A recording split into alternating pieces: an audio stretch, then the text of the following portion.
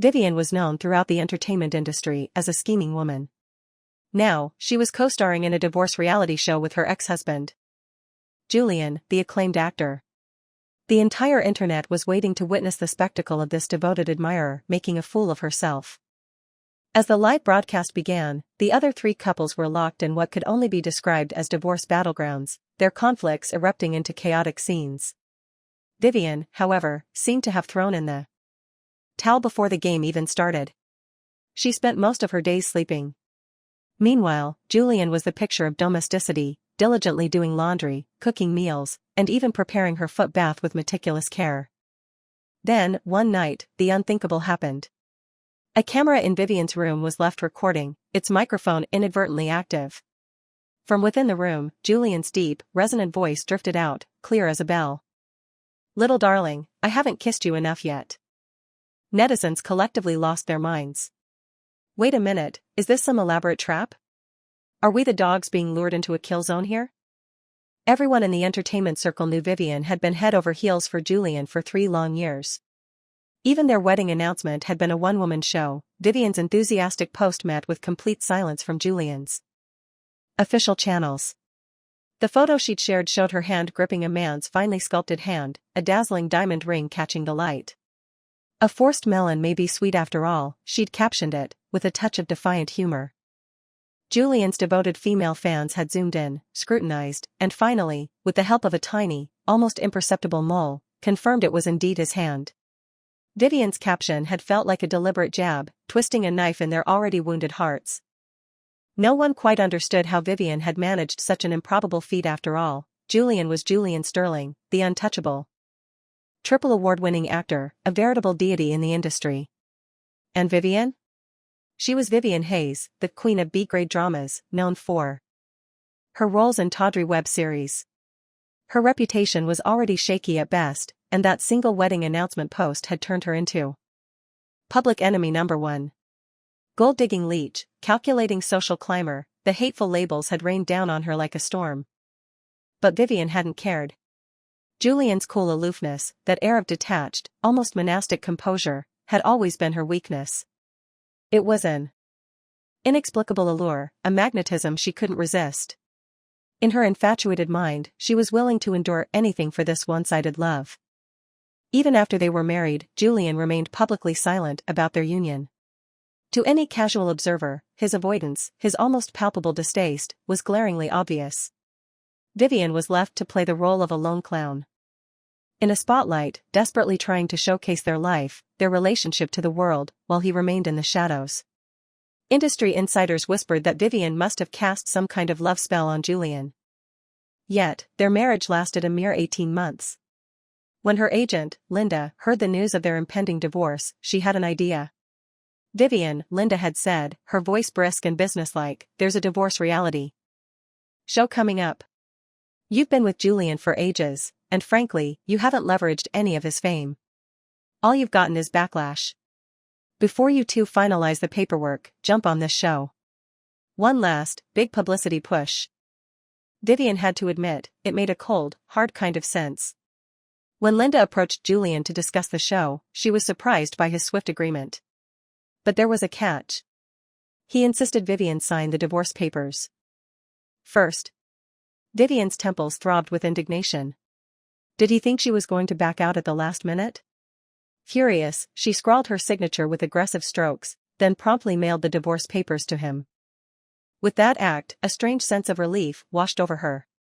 She was, she knew, a woman of considerable resilience, almost brazen in her pursuit. When it came to chasing Julian, she'd been fearless, charging ahead without a second thought. But 5 years of relentless public scorn had taken its toll. Julian had never once defended her, never publicly acknowledged her. He was like a stone that refused to warm, offering only fleeting moments of kindness.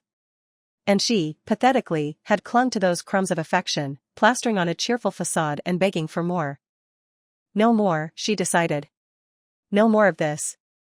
After this show, she would finally say goodbye to Julian, for good. Whatever. From this day forward, Vivian vowed she would be the kind of woman who, even if hit by a truck, would get up, dust herself off, and give a curt, indifferent thumbs up to life. The first day of filming. Vivian made a grand entrance, draped in her most expensive gown, a deliberate statement of defiance. The other participants' gazes were a mixture of curiosity and something akin to wary respect. Julian had arrived earlier. He sat at the dining table, his features sharp and defined, lips pressed into a thin line. His long legs were crossed, his posture relaxed, leaning back in his chair. The deep charcoal suit he wore echoed the sophisticated elegance of her own couture dress. Vivian frowned. Of all the days. What were the odds? This is bad luck. It looked almost like they had coordinated outfits, like some kind of couple. She quickly steered clear of him, muttering under her breath about jinxes. As expected, Julian's gaze flickered briefly over her legs, a cursory glance that held no warmth, no recognition. He then stood, walked directly to the lowest camera, and deliberately angled it downwards, pointing it at the floor. Confusion rippled through the room. Just then, a staff member entered, carrying cardboard boxes. The room selection lottery was about to begin. Because it was a live show, there was no script. The participants had only been given a general outline of the format. Vivian was genuinely excited, silently praying for a good room. She had a strong preference for rooms with cross-ventilation, north-south facing. Poor lighting could ruin her entire day. She'd even scouted out her ideal room online beforehand. But fate, it seemed, had a cruel sense of humor. Julian drew her dream room. And Vivian, with her notoriously bad luck, pulled the card for the room directly opposite his. She felt a surge of frustration, bordering on rage. But she plastered on a mask of composure. Losing her dream room was bad enough, but living directly across from Julian? Absolutely not. Just then, Julian subtly raised his hand, holding up his room card. "Excuse me, everyone," he said, his voice calm and even. "I actually prefer rooms without too much natural light. Would anyone be willing to swap?" Vivian's eyes lit up.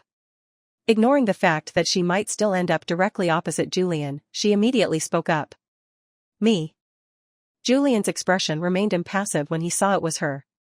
Afraid he might change his mind, Vivian quickly exchanged cards with him. "Thank you, ex-husband," she said, the words laced with a saccharine sweetness that bordered on sarcasm. A few of the other participants couldn't suppress their laughter.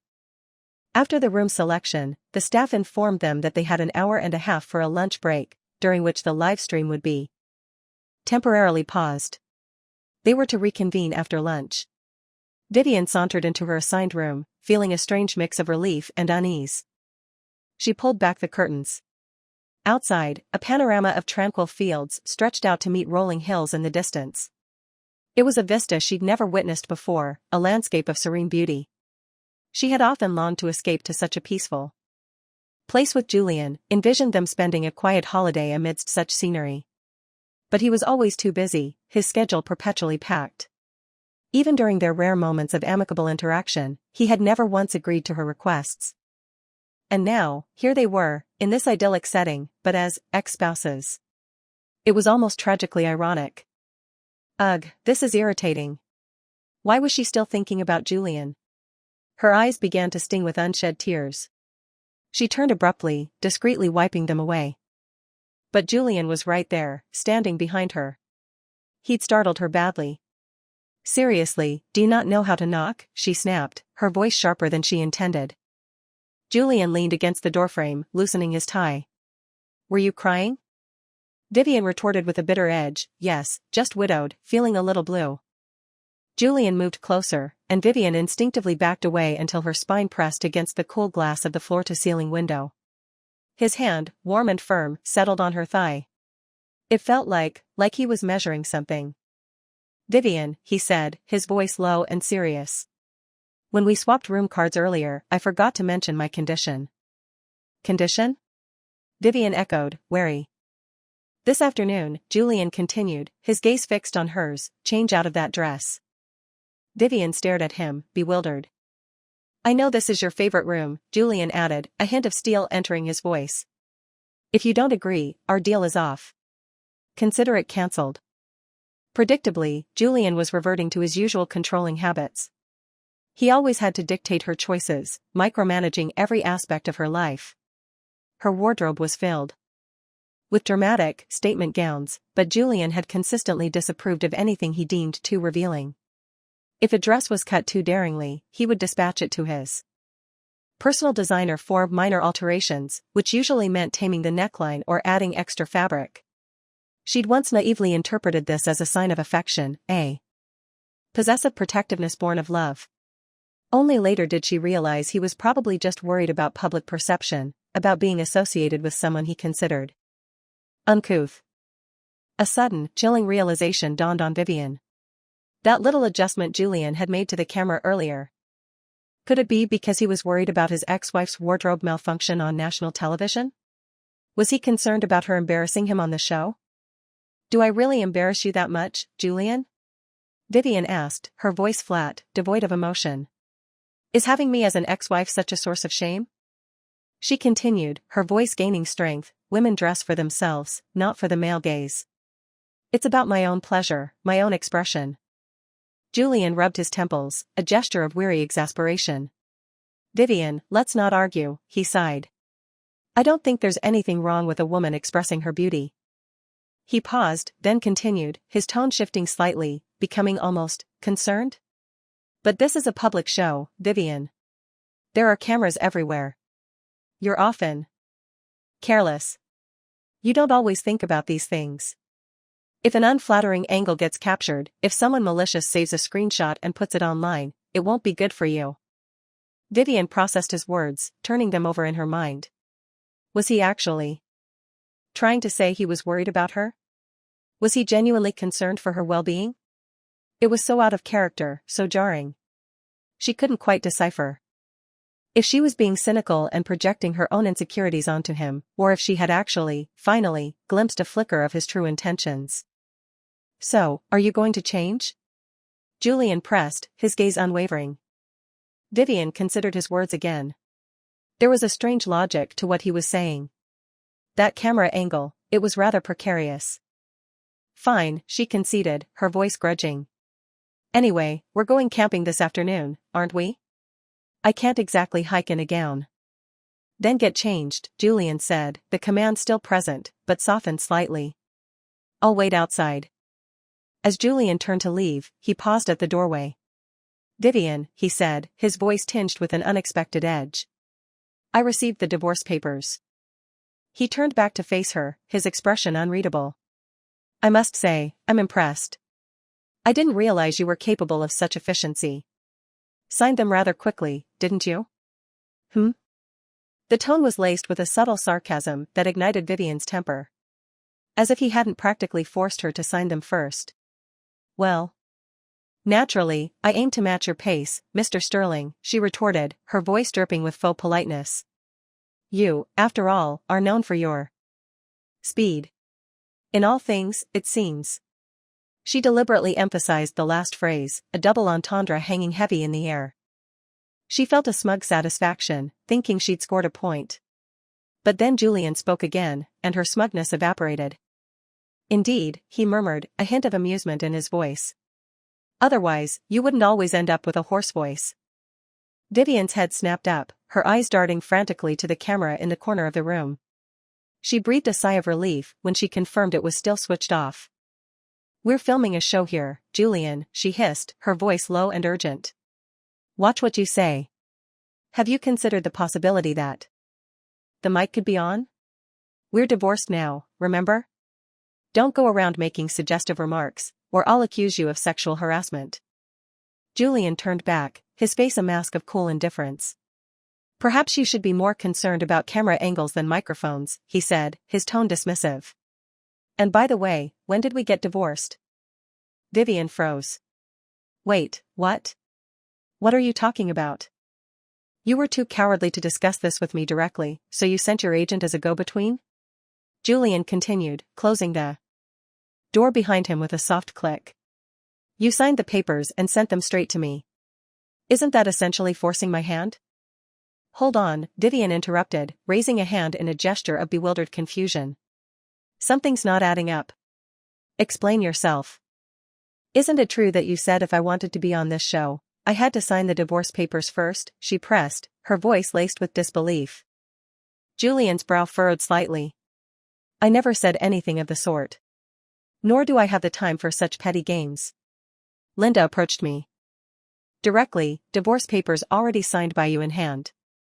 She informed me that you were very keen on participating in this reality show. The pieces clicked into place with a sickening thud. So you're saying, Linda, she manipulated things? She misrepresented the situation? He remained silent, his expression confirming her suspicions. Vivian's heart sank. And, did you sign them? She asked, her voice barely a whisper. A cold, humorless smile played on Julian's lips. I tore them up. Julian hadn't signed the divorce papers. In fact, he'd ripped them to shreds. Even with that revelation, Vivian knew, deep down, that her marriage to Julian was effectively over, a hollow shell. Linda's machinations were merely the final straw, the catalyst for an inevitable end. Julian came from a world of privilege, a world vastly different from her own. His father was a successful businessman, his mother from a distinguished family. He had a younger brother, Charles. Had Julian not chosen to pursue acting, he could have easily lived a life of comfortable leisure as a trust fund kid. Vivian, on the other hand, was a small-town girl, raised by her mother, who worked tirelessly, selling beer to make ends meet. Her first visit to Julian's family home had been a shock to her system.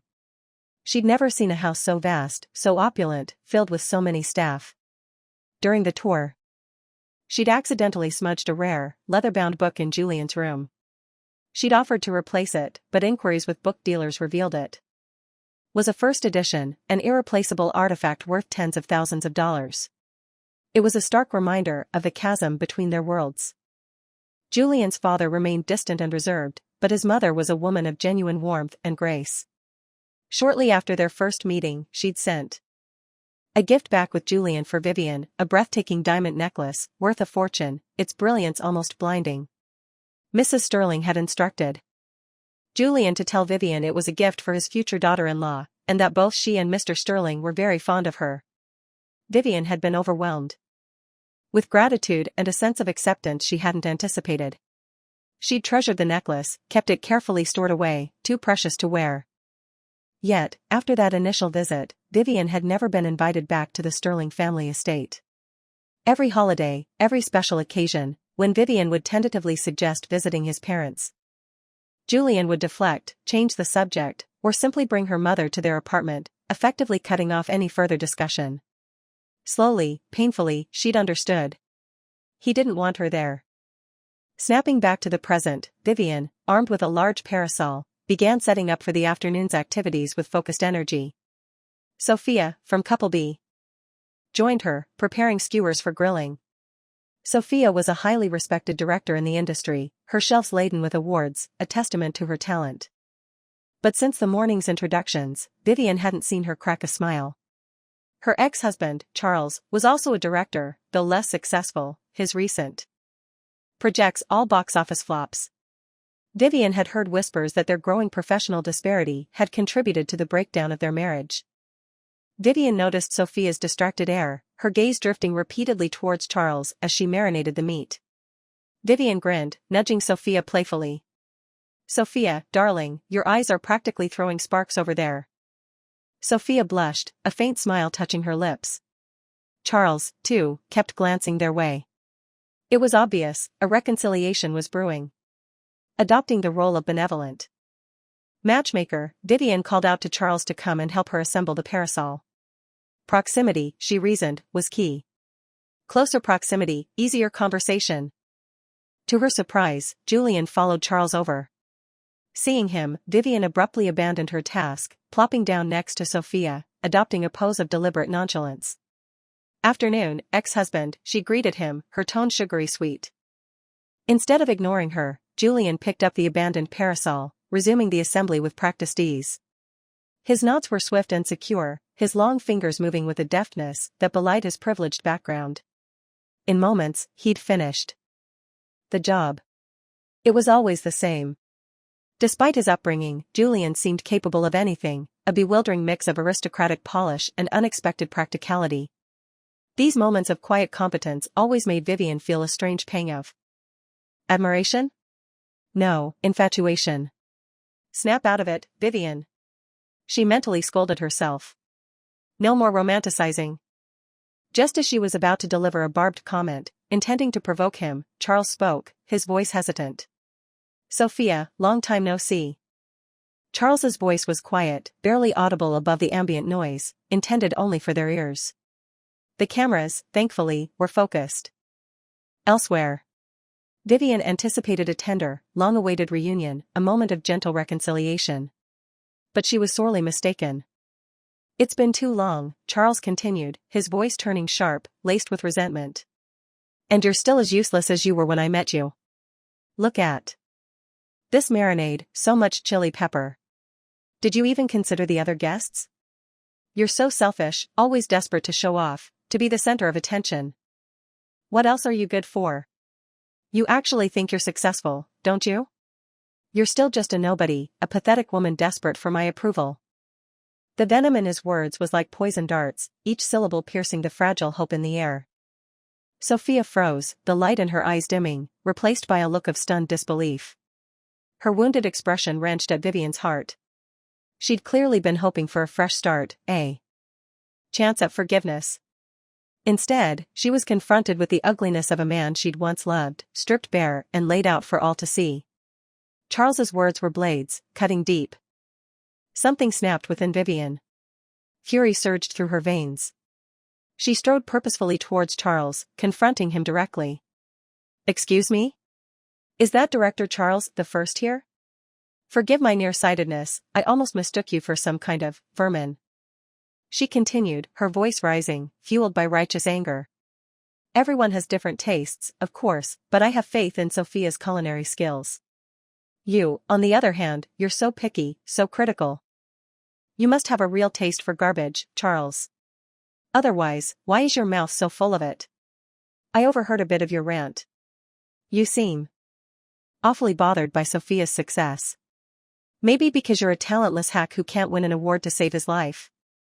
Or perhaps barking insults at people on a reality show is your new strategy for getting recognition? Her words hit their mark, igniting Charles's fragile ego. His face contorted in a sneer. And who are you, you cheap imitation? Daring to lecture me? He feigned adjustment of his glasses, his gaze raking over her with contempt. Then, a theatrical gasp, a pretense of sudden recognition. Oh, Charles drawled out the syllable, dragging it out with malicious intent. You're that stripper who got famous for taking her clothes off, Vivian, rotten movie queen, wasn't it? He spat out the last 4 words, each syllable dripping with venom. Hearing those words, that label, a familiar ache resonated deep within Vivian. Web series trash, exposed herself for fame, only memorable for her body, the cruel epithets had been her constant companions for years. She'd thought she'd grown immune to them, developed a thick skin. But hearing them spewed from this vile man's mouth, they still stung, leaving a bitter taste in her mouth. Instinctively, Vivian scooped up a handful of sand, ready to shove it down Charles's throat. But a figure moved faster than she did, blocking her path. You, cheap, Charles started to retort, his insult cut short by a strangled cry. It was Julian. His face was a mask of cold fury. He'd grabbed Charles and forcefully shoved his face into the bowl of raw beef. The bowl, while lacking marinade, was filled with pungent, uncooked meat, emanating a strong, metallic odor. Charles sputtered and thrashed, a muffled, desperate sound. Julian's voice, calm and chilling, cut through the chaos. Want to try the chili marinade next? Julian, towering at 6'2", effortlessly restrained Charles, who was several inches shorter and far less physically imposing. He lifted Charles's head. His grip like steel. Now, he commanded, his voice low and menacing. Apologize. And make it loud enough for everyone to hear. Or we'll do this again. Charles, his face streaked with meat juices and tears, blinked rapidly, his eyes wide with fear. He stammered out a trembling apology, directed at both Vivian and Sophia. Relief and a surge of exhilaration flooded Vivian. A wide, unrestrained grin spread across her face. Julian finally released Charles, then turned and walked directly towards her. He stopped in front of her, reached into his pocket, and pulled out a clean handkerchief. Gently, he took her hand, the one still clenched tight around the sand, and slowly, carefully, unfolded her fingers, one by one. The sand trickled from her palm, falling to the ground. Vivian watched him, mesmerized, as he meticulously wiped the sand from her hand, his focus intense. In that moment, as the sand slipped away, she realized her anger had completely dissipated. More than that. She placed a hand over her chest, feeling the rapid thumping of her heart. It was as if the dormant embers of a long-extinguished flame had been rekindled, a forgotten flutter of something akin to love, or at least, deep, undeniable attraction, stirring within her once more. Unbeknownst to them, the show's producers had sensed the unfolding drama, and cameras had discreetly moved into position, capturing every moment. The already highly anticipated reality show's online buzz exploded, doubling its viewership in mere minutes. The comment sections on streaming platforms overflowed with reactions. Random viewer 1, OMG, Vivian is my spirit animal. And Julian is my knight in shining armor. Hater, still hate Vivian, but gotta admit, she's got a point. That guy is a total creep. Burn in hell, dude. Random viewer 2, wait, are these two really divorced? This is not giving exes vibes at all. Charles's derogatory remarks, Vivian knew, weren't just random insults. They echoed a sentiment she'd heard countless times before. He wasn't the first, and wouldn't be the last, to use her past against her. Her debut role in that racy web series had been a double-edged sword. While it had launched her career, it had also branded her with a scarlet letter in the public eye. In that series, she'd pushed boundaries, daringly exposing almost everything except the most intimate parts of her body. It had become her defining, and often damning, characteristic in the public consciousness. People projected their own judgments and assumptions onto her, convinced she was fame-hungry, desperate, willing to debase herself for a moment in the spotlight. But no one knew her real motivation, the desperation that had driven her choices. She'd been driven by a desperate need for money. The year she graduated college, her mother had fallen gravely ill. No relatives offered help. Vivian, fresh out of school, was adrift, with no connections, no resources. Every day was a frantic scramble. She sent out portfolios, endlessly applied for jobs, haunted film studios, hoping for even a bit part as an extra. But waiting proved futile. The medical bills were mounting, the hospital threatening eviction. Desperate, she knew she had to act. Then, a director noticed her face. He told her innocent, almost angelic features could be powerfully juxtaposed with more provocative roles. He suggested she might find quicker financial success in projects that played on that contrast. Before he'd even finished his pitch, Vivian had signed the contract. Pride, shame, reputation, none of it mattered. She needed money. She needed it to save her mother's life.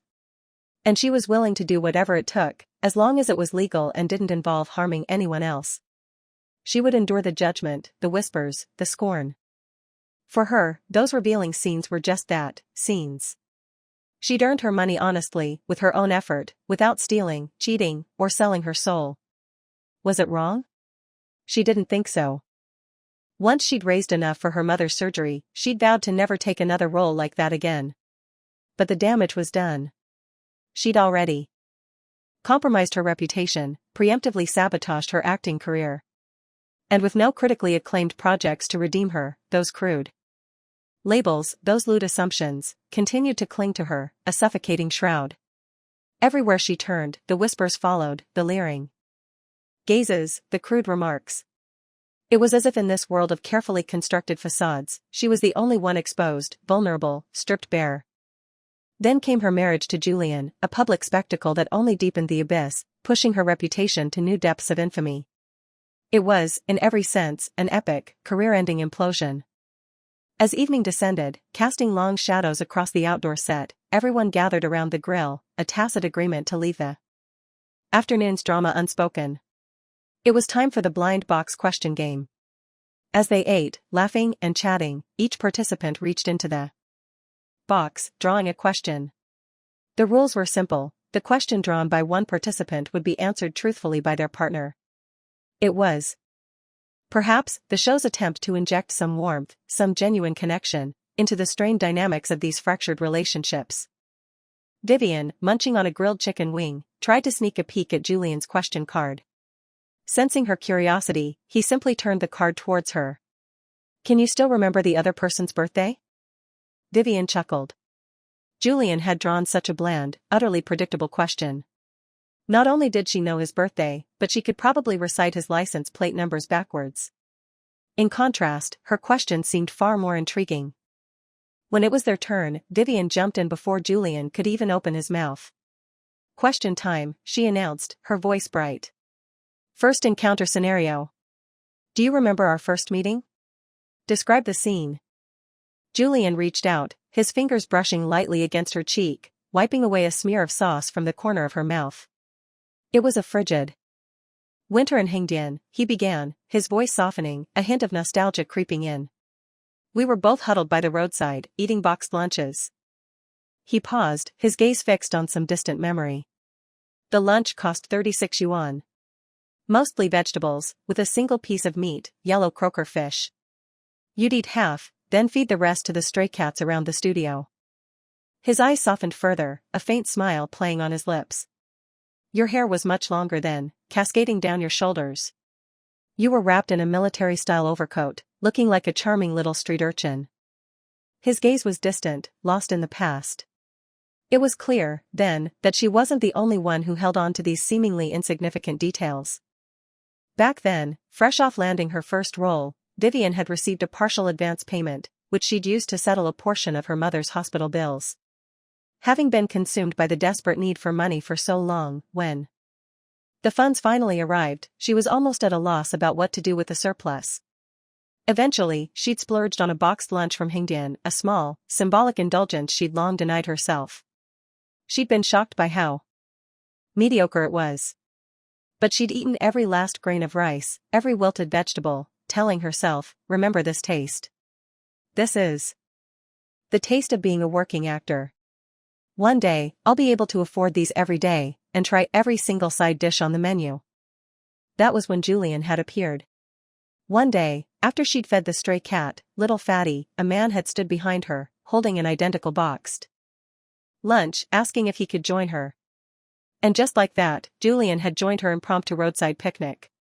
At that point, neither of them could have foreseen that the project he'd just signed on to would catapult him to superstardom, a meteoric rise that would culminate in a prestigious award. While Vivian, meanwhile, was embarking on a different kind of trajectory, a slow descent into box office obscurity, her reputation in tatters.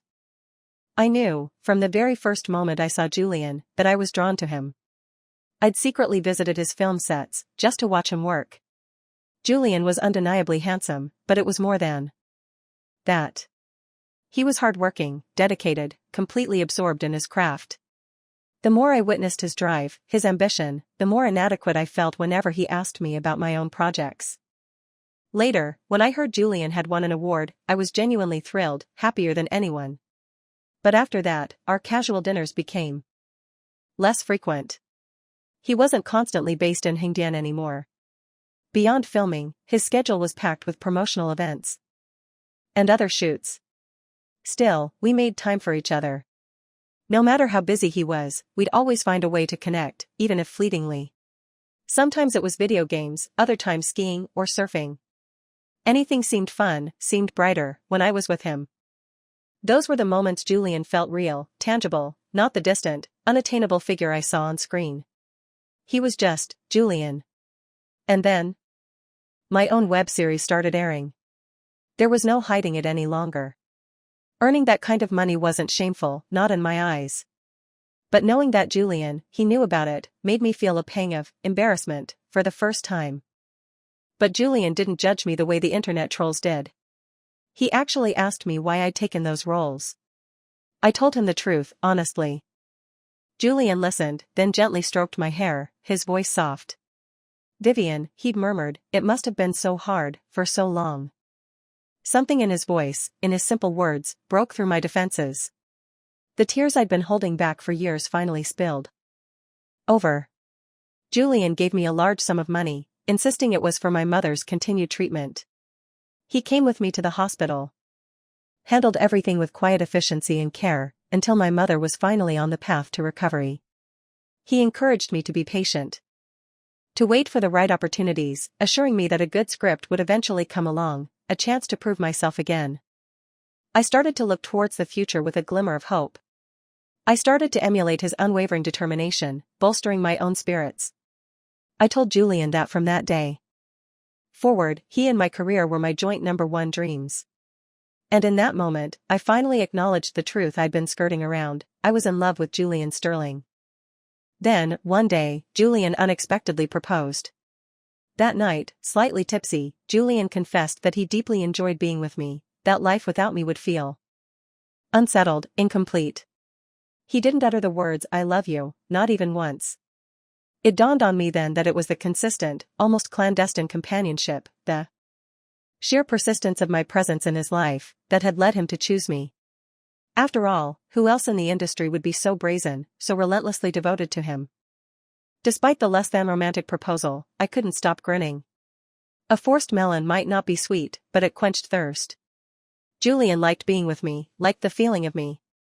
That was enough, for now. I would make him love me, slowly, surely. But married life felt strangely disconnected, fragmented. In public, he was always careful to maintain a distance, cool and aloof, almost dismissive. At home, we reverted to our familiar routines, but he started coming home later and later. Our time together dwindled. It felt like he was intentionally avoiding me. Gossip magazines occasionally ran stories, photos of Julian with other actresses, out and about. But Julian never offered an explanation, never addressed the rumors when he came home. My heart, once burning with hope, slowly cooled, then turned to ice. What was this, really? Even if it was a foolish fantasy, I'd hoped he might grow to love me, even just a little. Was that too much to ask? I craved a real marriage, a partnership of equals, mutual affection, not just a cold, unyielding stone. My marriage to Julian felt like living in a gilded cage, a beautiful, elaborate illusion. Those were the real reasons I wanted a divorce. It's my turn to ask, Julian said, his voice pulling me back to the present. He looked directly into my eyes, his gaze intense. Vivian, is there still a chance for us? Wait, what? Was this question even on the cards? I was pretty sure the question cards didn't include existential relationship inquiries. The comment section on the streaming platform erupted again, a digital frenzy. Random Viewer 1, guys, please reread the title. It's called Goodbye, My Lover. Divorce reality show. Not Let's Get Remarried. Random Viewer 2? Wait, wasn't Vivian supposed to be the clingy one? Why does this feel like a chasing wife redemption arc all of a sudden? Hater, I've completely forgotten who I came here to hate. CP fam, I've got the ship name ready, give you the universe. I didn't answer Julian's question. Instead, I reported him to the staff for tampering with the game. Julian, for breaking the rules, had to face a penalty. He was assigned to go into the mountains on grocery shopping day to collect ingredients and cook breakfast for everyone. And he wasn't the only rule-breaker. Charles, who'd hurled insults at Sophia, was also penalized. Thanks to my selfless whistleblowing, Julian became the second recipient of the punishment. I smirked at Julian, a triumphant little smile. He didn't seem bothered. The firelight danced in his eyes, making them gleam. But moments later, something completely unexpected happened. The truth-telling game, fueled by alcohol, took a dramatic, chaotic turn. The ensuing meltdown became legendary, an instant classic in reality TV history. Penelope, the pop singer, drunk and flushed, confronted her rapper ex-husband head-on. Tell me, she slurred, her voice thick with accusation, how many fans did you sleep with while we were together? And they were all barely legal, weren't they? Don't you feel disgusted with yourself? On the other side of the fire pit, another argument exploded. We were married for how long? Did you ever cook a single meal? When I was pregnant, did you even ask how I was feeling? Women have babies all the time. You're just being dramatic. What's the big deal? This dead-end marriage, I'm done with it. Hazel, from Couple C, literally kicked her ex-husband, sending him sprawling. It was hard to tell if this was a confession session or a roast battle. Perhaps marriage was like that, a complex tapestry of experiences, only truly understood by those within it. But more often than not, it seemed to end in disappointment. Julian and I, once the most controversial couple on the show, found ourselves sitting side by side, watching the chaos unfold, a strange sense of camaraderie forming between us. Even the usually reserved Sophia started to confront Charles, her voice trembling with years of pent-up resentment. Penelope, in a dramatic flourish, climbed onto the picnic table, reaching out to grab her rapper ex's dreadlocks. "You shameless pig. I'm going to tear you apart today." And with that, Penelope launched herself at him, grabbing a fistful of his hair. Julian and I, the only seemingly sober individuals left, scrambled to intervene. But somehow, everyone else joined the fray, a chaotic, drunken brawl erupting under the starlit sky. Parasols collapsed, the picnic table overturned. Eventually, everyone ran out of steam, collapsing onto the ground, exhausted and hoarse. Julian turned to me, his voice surprisingly calm. Amidst the post-battle wreckage. "Even if you don't answer today," he said, his gaze unwavering, "I'll keep asking you for an answer tomorrow. Until you say yes, there's a chance." The next day, I slept in, luxuriating in a state of blissful defiance, completely skipping the morning activities. Julian appeared in my room at some point, a silent, almost ethereal presence. He didn't overstep any boundaries, just quietly tidied up my room, leaving it spotless, and prepared breakfast for me. What was this new persona? A domestic fairy? I devoured the fruit he'd brought, deliberately spitting the seeds onto the floor he'd just cleaned. It was blatant provocation, childishly obvious. He used to do chores at home too, I vaguely recalled, but it felt like a lifetime ago. In the afternoon, I declared a craving for strawberries. Since the show didn't provide them, Julian embarked on a mission to find some from the local villagers, going door to door, almost like a beggar, until he returned with a large bowl overflowing with ripe berries. Not bad. I happily munched on strawberries, already planning my outfit for that evening's dinner. I wanted to look stunning. I unearthed the necklace Mrs. Sterling had given me years ago. Looking at myself in the mirror, I admired the way it sparkled against my skin. It really is beautiful. Mrs. Sterling has excellent taste. That evening, we gathered at Hazel's cabin for dinner, Couple D's designated space. Midway through the meal, Hazel suddenly turned to me, asking how much Julian had paid for the necklace. She confessed.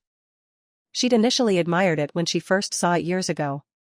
She'd heard that Julian had outbid everyone at an auction to acquire it. "And he gave it to you?" Hazel exclaimed, her voice full of wonder. In Hazel's retelling, Julian sounded like a doting, almost obsessive husband. "Vivian, you two seem so in love, not at all like the rumors suggest," Hazel continued, her tone warm and encouraging. "If it's just a lover's quarrel, why throw away someone who treats you so well?" I froze, a cold dread creeping into my heart. When Julian had given me the necklace, he'd said Mrs. Sterling had personally chosen it. I'd believed she genuinely liked me, to give such an extravagant gift. Later, walking back to my cabin, I confronted Julian, the question trembling on my lips. "That necklace, it wasn't really a gift from your mother, was it?" It felt like a dam had broken, a crack appearing in the carefully constructed facade. The hidden reefs beneath the surface were slowly rising into view. I stopped walking, planted my feet firmly on the path. "Why didn't you tell me sooner?" "That you bought it for me." Understanding began to dawn, a painful, unsettling clarity. I finally understood why Julian had always avoided taking me to his family home. "Your parents, they never actually liked me, did they? They didn't want me there." "Julian. Do you even have a tongue? At this point, just tell me the truth. Stop lying." My voice cracked, tears welling up, blurring my vision. Julian reached out, gently wiping away the tears that were already streaming down my face. "Yes," he admitted, his voice low, resigned. "You're right. I bought the necklace. And your assumptions are correct." He paused, his gaze steady, unwavering. "There was never any reason for you to know any of this. Even if the whole world dislikes you, so what? It's irrelevant to me." He took a breath, his voice gaining strength, conviction. "I initiated this marriage. My feelings for you are enough." Under the unblinking eye of the camera, Julian spoke those words with unwavering sincerity. A confession, a declaration of love, a year and a half overdue. I'd waited so long to hear those words. My lip trembled, a sob escaping my throat. Wah! I cried, tears finally flowing freely. Across the internet, countless viewers gasped in unison. OMG! This is actually happening. Forget it. Give you the universe CP is officially my OTP. Later, I used Julian's bespoke suit jacket to wipe my tears and blow my nose, indulging in a good, cathartic cry. Julian found me in the living room, offering a plate of sliced oranges. I declared, between sniffles, that we needed to have a nationally televised heart-to-heart. Julian Sterling, I demanded, why are you only telling me you love me now? Julian frowned, a puzzled expression on his face. Didn't I say it when I proposed? No. I exclaimed, exasperated. Besides, he continued, a hint of discomfort in his voice, I'm not used to saying those kinds of words out loud. Memories of his proposal flooded back, the fairy tale fireworks painting the night sky, Julian's eyes, slightly glazed with drink, shining like pools of clear spring water, captivating, mesmerizing. He actually thought he had said it? I was beyond frustrated. And another thing, I pressed on, why have you been coming home later and later? And what about those pictures with that actress? When we first got married, Julian explained, his tone patient, I started laying the groundwork for my own agency. Before it was fully established, I had to meet with potential new talent, people I wanted to sign. I needed your approval for that, eventually. He paused, his gaze softening. Because my initial plan was to sign you first. When you were starting out, to pay for your mother's medical bills, you took some detours. I know it was a difficult time for you. He continued, his voice filled with quiet determination. But I want to help you start over, on your own terms. But if you just want to be a boss's wife, that's fine too. I'll always have your back. The choice is yours. Oh. So, that's what was going on. I reminded him, a playful glint in my eye, Julian Sterling, this is national television. Everything you say is being recorded, witnessed by millions of viewers. If you're lying, you'll be roasted online. Julian hummed, considering this. Then, he asked, a touch of genuine curiosity in his voice, if you had so many questions, why didn't you just ask me sooner? I was silenced, caught off guard. He turned my own accusation back on me. All this time, I'd been projecting my own assumptions onto Julian. I thought he was like this, I thought he was like that. But it was all just, I thought. I'd mocked him for not communicating, but I hadn't exactly been a paragon of open communication myself. My questions were exhausted. But a nagging feeling lingered, a sense that something was still amiss, something I was overlooking. Just then, a knock echoed on the door. The task assignment for tomorrow had arrived. Julian and I opened it together. It turned out tomorrow was grocery shopping day, but the participants had been changed. Charles and Julian were now paired up for the mountain excursion. Someone had clearly changed the rules at the last minute. I looked at him, my gaze serious. Julian, I said, my voice soft but firm, from now on, no more secrets, okay? Whatever happens, please don't keep things from me. We both needed to be more transparent with each other. Mind reading wasn't a superpower anyone possessed. Even the most deeply in love couples were still individuals. Love, I realized, required expression, communication. Love needed to be acted upon, not postponed. Okay, Julian agreed, his voice gentle. From now on, I'll say the things you want to hear, tell you everything I'm doing. He hesitated, then spoke again, his voice laced with a hint of vulnerability. So, are you willing to give us another chance? Julian reached out, gently taking my fingertips in his. His question was almost tentative, unsure. I decided to play it a little cool, a little coy. Wait until you get back from grocery shopping tomorrow, I said, a playful smile tugging at my lips. If you see me waiting for you at the door, then the answer is yes. After all the waiting I'd done, making him wait just one night seemed like a fair trade. Later that night, as darkness enveloped the mountain retreat, Julian's confessions replayed in my mind, feeling almost surreal. I was giggling into my pillow, a silly, happy sound, when a soft knock came at the door. Vivian, it's me, Julian's voice murmured from the hallway. I slipped on my slippers and padded to the door, pulling it open. The moment the latch clicked, Julian pulled me into his arms, enveloping me in a tight embrace.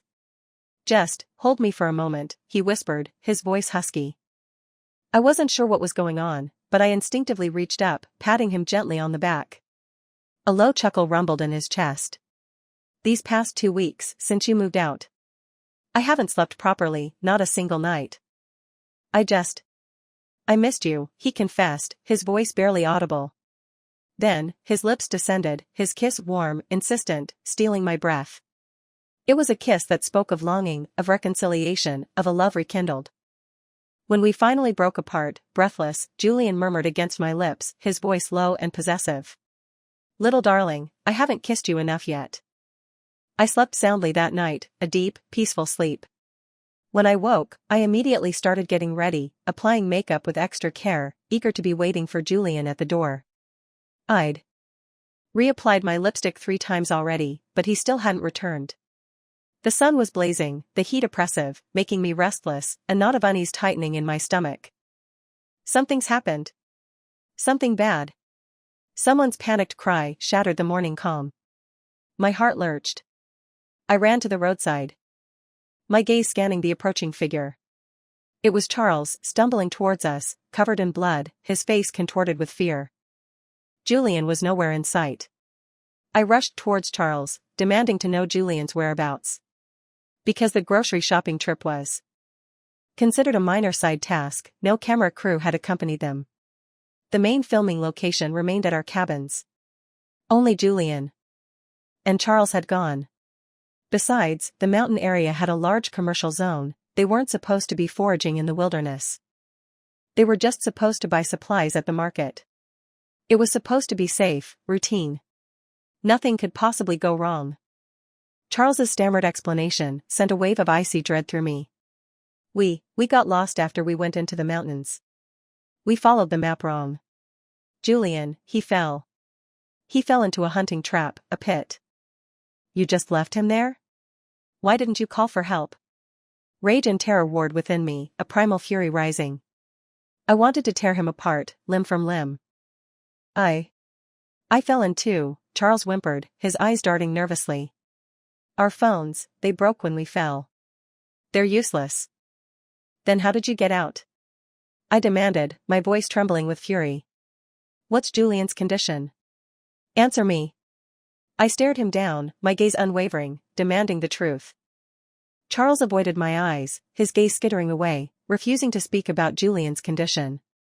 I didn't want to waste time exposing his lies right now. Justice would come later. All that mattered now was Julian's safety.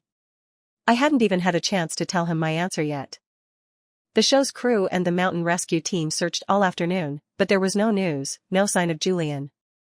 I begged to join the search party, but the rescue workers refused, citing safety concerns. Filming for the reality show was abruptly suspended, overshadowed by Julian's disappearance. Soon, Julian's assistant, Scott, arrived with his team. Mrs. Sterling, Scott said gently, trying to reassure me. Don't worry, everything will be all right. I've been watching the show, I know what you two have been through. There are things I need to tell you now, things I can't keep from you any longer. Mr. Sterling always wanted to protect you from this. Scott continued, his voice somber. Even before you were married, Mr. Sterling, Julian's father, was vehemently against your relationship. He pressured Julian relentlessly, not just undermining your career opportunities, but using your future against him, threatening Julian with your ruin. But Julian knew better than anyone what you valued most. After your first visit to their home, Mr. Sterling Sr. was furious, he smashed things, raged. Even then, Julian never wavered. He was certain, from the start, that you were the woman he wanted to marry. Scott's voice thickened with emotion. Later, he reached a compromise with his father. A 2-year trial period.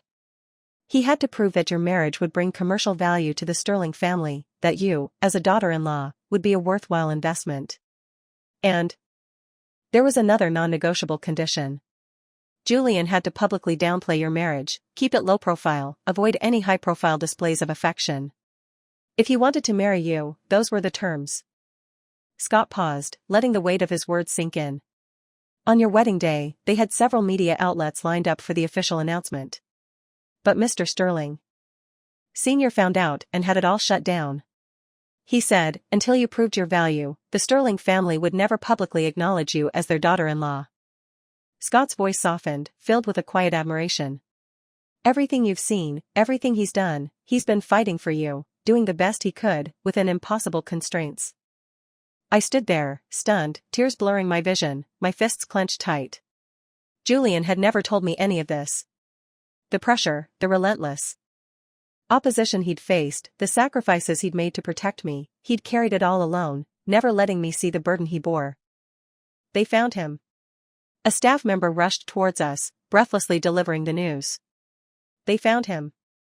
When Julian was finally carried out on a stretcher, bruised and battered, but alive, I burst into tears, a torrent of relief and pent-up emotion. Why are you crying? Julian asked weakly, his voice raspy. It's not like I'm dead. Just a little sore from the fall. Julian reached for my hand, bringing it to his lips, pressing a tender kiss against my knuckles. You kept things from me again. I sobbed, my voice thick with tears and accusation. You promised to tell me everything, and you still kept secrets. I'm not done with you yet, Julian Sterling. We'll settle this when you're better. Julian seemed to understand, his gaze darkening, shifting to Scott, who stood nearby, looking sheepish. You talk too much, Scott, Julian muttered, his voice laced with mock annoyance. I buried my face in Julian's chest, finally allowing myself to fully break down, sobbing uncontrollably. Julian stroked my hair, his touch gentle, soothing. Little darling, don't cry, he murmured, his voice thick with tenderness. He paused, then asked, a hesitant hope in his voice. Were you waiting for me at the door when I got back? I nodded fiercely, unable to speak through my tears. Every day, I managed to whisper, every single day, I'll be waiting for you to come home. Bonus scene. 1 month later, the Goodbye, My Lover production team released a lengthy apology statement, setting off a firestorm of discussion on Weibo. Netizens finally understood why the show had abruptly halted filming. It was all because of Charles, the deranged ex-husband. Suggesting the mountain grocery shopping trip had been Charles's idea, as was deliberately leading Julian astray with the wrong map. And it was Charles who'd maliciously pushed Julian into the hunting trap, taking advantage of a moment when Julian wasn't paying attention. The production team, deeply remorseful, waited until Charles was safely behind bars before releasing the statement, hoping to provide some closure to the online uproar. So, what happened to Vivian and Julian? Did they break up? I can stay single, but my OTP cannot break up, wah. While the internet collectively celebrated Charles's comeuppance, everyone was more concerned about the fate of the Universe couple. Hashtag today is another day of crying over the Universe couple's perfect love, hashtag. Hashtag everyone is a bodyguard for Universe couple's love, hashtag. Netizens waited with bated breath, their tear ducts running dry. That evening, Julian Sterling, the award-winning actor, finally joined Weibo, posting his first-ever update. First time showing affection publicly, not very experienced, he captioned it. The accompanying photo was a candid shot of Vivian in profile.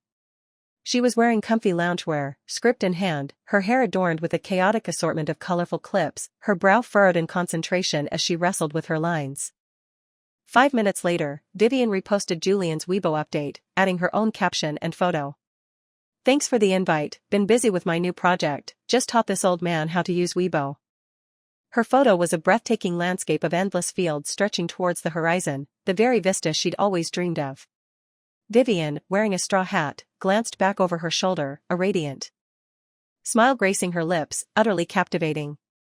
Only a hand was visible in the frame, the hand that had taken the photo, but the faint mole and the matching wedding band were unmistakably Julian's. Julian scrolled through the comments for a while, then set his phone aside. Vivian was asleep in his arms, nestled against him, a scene that filled Julian with a profound sense of contentment. This reality show, despite everything, had been worth it. Even though this opportunity had been a desperate gamble, a last resort. His father had been brutally clear. If he went on that embarrassing show, he could consider himself disowned, banished from the Sterling family. Forever. Fine, Julian had said, the word carrying a surprising sense of liberation. Being a Sterling heir, he realized, held no allure for him anymore. As he was leaving, Charles Jr., his younger brother, watched him silently, then asked, "Brother, is it really worth it? To sever ties with father, to give up all this wealth, for a woman like that?" Julian just looked at him, a flicker of pity in his eyes. He knew Charles Jr.'s perspective wasn't entirely his fault. It was the Sterling family's toxic legacy, ingrained from birth. Everything was measured by commercial value, children viewed as long-term investments. What kind of family was that? What kind of love could thrive in such an environment? Julian had witnessed his father's rage firsthand when he'd first announced his intention to enter the entertainment industry. Born into such a family, he'd always felt suffocated, trapped. Later, success had come easily. He'd met Vivian, fallen in love, won awards. Julian had dared to believe he could finally take control of his own life, break free from his father's control. But Vivian had proven to be the breaking point. When his father discovered their relationship, he'd intervened with ruthless efficiency. The avalanche of negative press about Vivian hadn't been accidental, his father's hand was undoubtedly behind it. Julian knew that any public defense of Vivian would only escalate his father's attacks. All he could do was use his own influence, his network, to try and minimize the damage, to erase the worst of the headlines from Vivian's view. It was partially effective, but inevitably, some mud stuck. This only fueled Julian's resolve. He'd started building his own agency, understanding that true power lay in ownership, in control of his own narrative. More importantly, it would give Vivian a solid foundation, a platform to stand on, independent of his family's shadow. He'd first noticed her in Hingdian, that girl who always ate instant noodles, wrapped in a military coat, but wearing shockingly revealing lingerie underneath. It was obvious what kind of role she was taking. But the silly girl seemed to think she was hiding it perfectly. Later, she'd upgraded from instant noodles to Hingdian boxed lunches. The notoriously terrible food she ate with such apparent enjoyment, a small, defiant act of joy. She also shared her dinner with the stray cat, Little Fatty. "Eat up, Little Fatty. Put some meat on those bones, for both of us." She was struggling, he could see it, but she never complained, her spirit radiating an irrepressible optimism. From his quiet observation, she seemed to have no friends. Her only companion in Hingdian was that stray cat. Coincidentally, he felt much the same. Entering the entertainment industry felt like a form of self-imposed exile. And so, one day, Julian had joined Vivian's roadside lunch club. Vivian's eyes were always so sincere, so full of life. She'd grown up surrounded by love, a stark contrast to his own upbringing. She was vibrant, passionate, like a flower blooming in the cracks of hardship, pure and beautiful. Around her, he never felt the need to be guarded, to be tense. With Vivian, he could finally relax, be himself. Julian had once believed that being with him was unfair to Vivian. He had a father like that, he wasn't worthy of her. But despite his doubts, he couldn't let her go. He proposed. He'd received so little love and happiness in his life, he barely knew how to express it. Vivian had made him want to fight for himself, for them, for a chance at something real. Julian vowed to spend the rest of his life cherishing Vivian, as long as they could just weather this 2-year storm. Even gifting her that necklace, using his mother's name as a cover, was his clumsy, convoluted attempt at showing affection. But he'd almost ruined everything. After their marriage, Vivian seemed increasingly unhappy. He couldn't pinpoint the exact problem. He was too consumed by work, too busy to truly connect with her, to have the honest conversations they needed. Julian promised himself that once things calmed down, he'd take her away, somewhere beautiful, somewhere peaceful, by the mountains, by the sea. Vivian loved to travel, to explore. He'd thought his plan was solid, foolproof, until he received those divorce papers. Divorce? Julian couldn't believe his eyes. Impossible. Absolutely not. She could run, she could hide, but he would hunt her down, always. Vivian would never escape Julian Sterling. In that moment of near panic, Julian realized he couldn't coexist with his toxic family any longer. If he had to choose, it was no contest. He would choose Vivian, every single time. His little darling, she didn't need to prove her commercial value, she didn't need to justify herself to anyone. She was his rare treasure, his most precious possession. From now on, he would live for himself, for her, for them. Little darling, Julian murmured in his thoughts, a silent promise echoing in his heart. I'll be with you for a very, very long time. Reaching out, he gently intertwined his fingers with Vivian's small, delicate hand. Not I want to, but I will. The end.